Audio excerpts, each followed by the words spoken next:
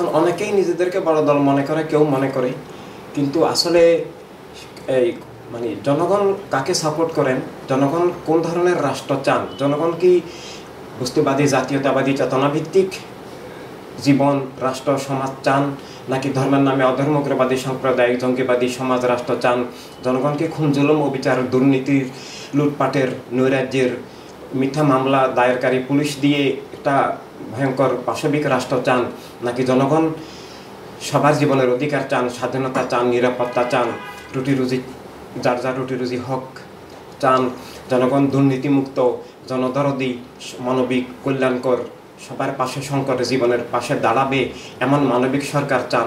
সেটা আসলে ফেয়ার নির্বাচন, সুষ্ঠু নির্বাচন দিয়ে যাচাই করতে হবে।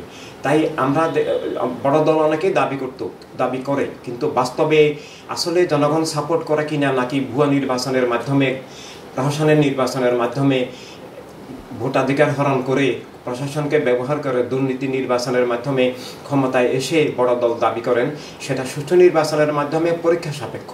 তাই আমরা মনে করি জনগণ চায় মানবতার রাজনীতি, মানবতার রাষ্ট্র, এবং জনগণ খুন জুলুম চায় না, জনগণ বস্তুবাদ জাতীয়তাবাদ চায় না, জনগণ সত্য এবং জীবনের সুরক্ষা চায়, জনগণ সবার অধিকার স্বাধীনতা চায়। আর সেই ক্ষেত্রে আমরা মনে করি জনগণ ইনসানিয়াত বিপ্লব, মানবতার রাজনীতি, মানবতার রাষ্ট্রই চায়, এবং এটাই আমরা যাচাইয়ের মাধ্যমে এই নিশ্চিত করার আবেদন জানাচ্ছি। এবং একই সাথে আমরা আমাদের আরও আবেদন যে সুষ্ঠু নির্বাচনের জন্য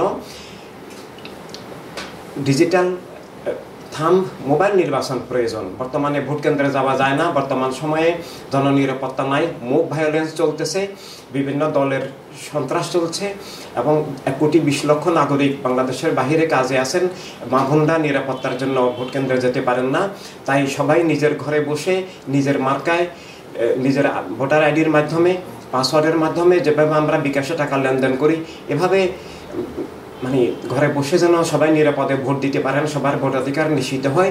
তাই আমরা ডিজিটাল নির্বাচন, আঙ্গুলের ছাপ, যেটা আল্লাহ তাআলা এমনভাবে দিয়েছেন যেটা কেউ নকল করতে পারে না, যেটা জালিয়াতি করতে পারে না, এভাবে সেই নির্বাচনের জন্য আমরা আবেদন জানাচ্ছি।